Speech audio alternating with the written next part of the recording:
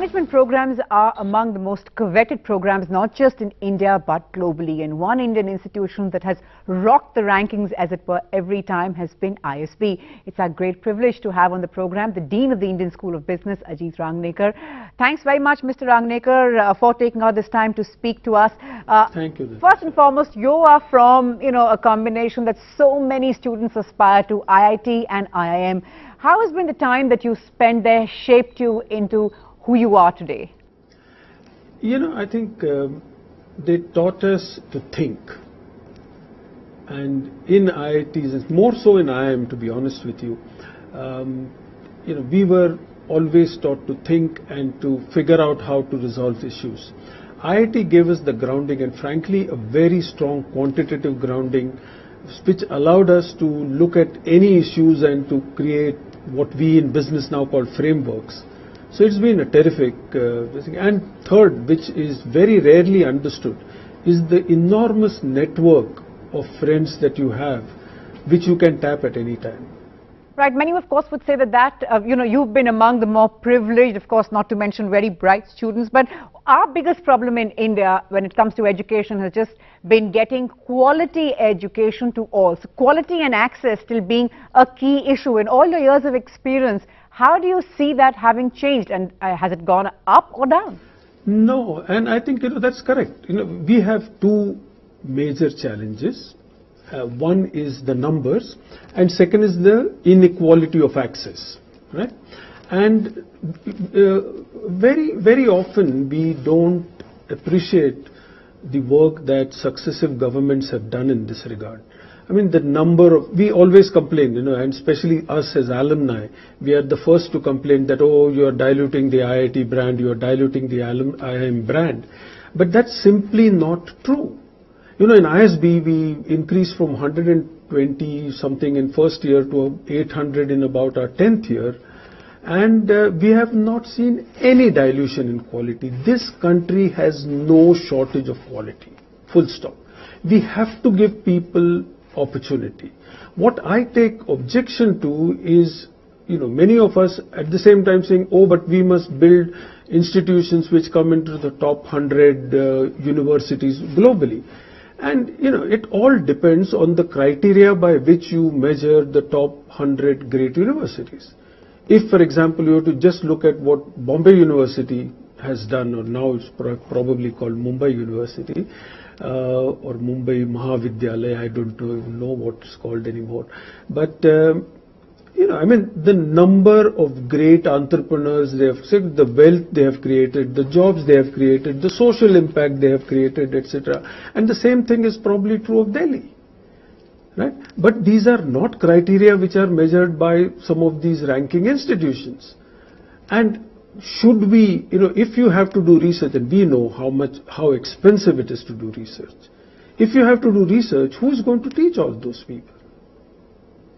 So I think...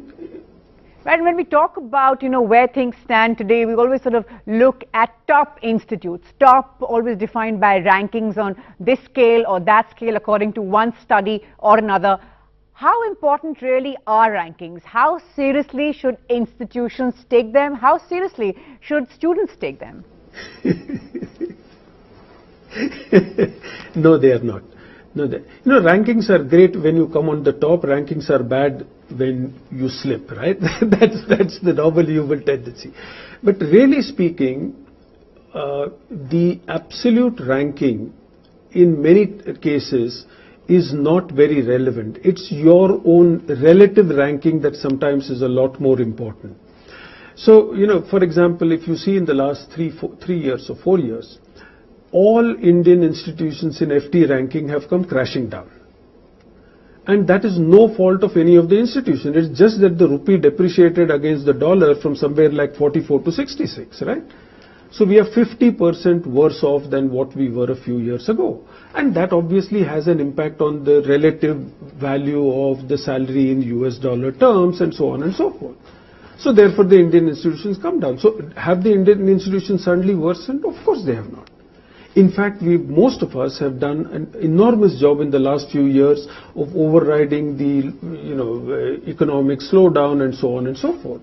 But it doesn't get reflected in the numbers. So what we look for is, for example, our research ranking compared to the others, and is that going up? We look to see whether our own alumni satisfaction with ourselves. So we actually look at the granularity of rankings. When your number goes up, it's a great PR thing, and you feel good. The truth is you feel good, and the truth is you don't feel good when it goes down. I mean, that's fact of life.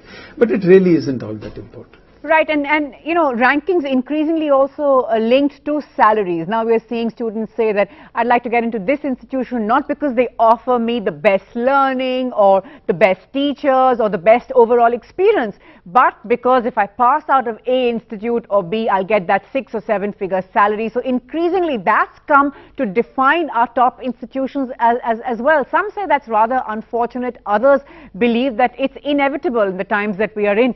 How do you look at it? Absolutely, absolutely. So, from 2000, I think it was 2008 or 2009, we stopped giving the highest salary. And that year, one of our students actually had got a salary of $400,000 odd, and everyone pleaded with me saying that please allow it this year. And I said, no, if it's a principle, we shall not do it. And we have over the years stopped giving highest salary in any category. In fact, we give the mid 80% range, so that no smart person can figure out what the highest salary, and we give it by industry. So it's also not easy for you to calculate what is the absolute salary. What it used to do is that it's completely distorted people's perspective of education. And and the other big challenge that is happening, and I think it was today's newspaper about some Kharagpur guy getting 2 crores salary. It's not 2 crores. He got some salary in US dollars. Right? Now, a US dollar salary can't be just translated into Indian rupees and say, we were the beneficiaries of this.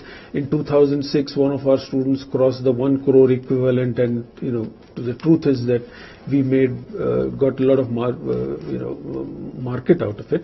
But I think we realized that that was a wrong thing to do. And we have done it. I know that Bangalore has done it, and to a great extent Ahmedabad has done it.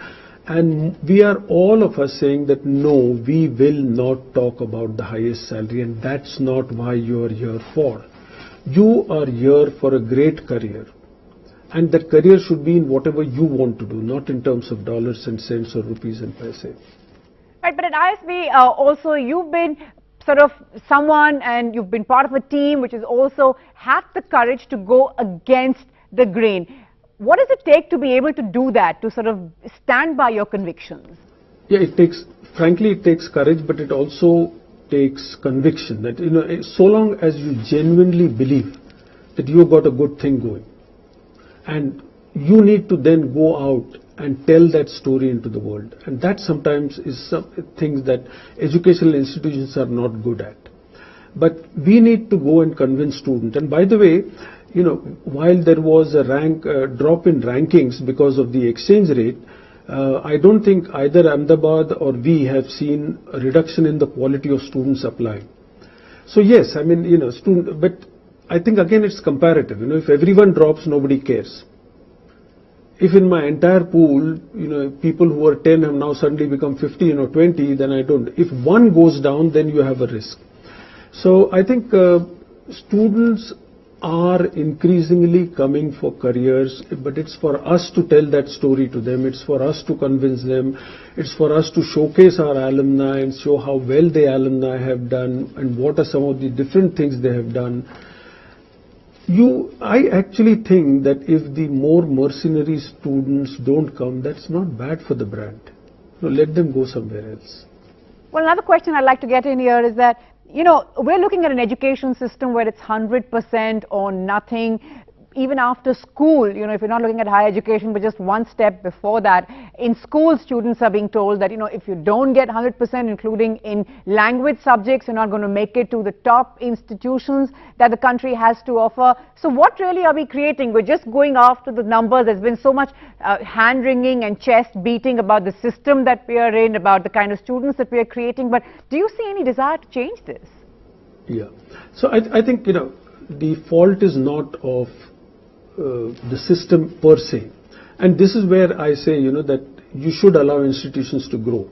Because what's happening is, if I look at when I graduated, probably the population of India was somewhere around 400, 500 million, right? It's now 1.2 billion. So it is 2.5 times what it was. But the number of seats in top tier institutions have not grown by 2.5 times. So therefore the funnel is becoming bigger and bigger. And as the funnel becomes bigger, people start worrying about admissions earlier and earlier. In our time, we used to finish first year science and they say, okay, there is a month, better start preparing for IIT. Then it became 11th standard, 10th standard, 9th standard. Now I believe people go to, Rajasthan somewhere in 8th standard or something, right? And many IIT directors have said that we are burning these children out. Now the problem is, we think it's engineering or nothing. That's why I think Ashoka is a phenomenal experiment, and I really, really hope that it succeeds. Because we must get our children into a strain-free, high-quality education where they learn to think.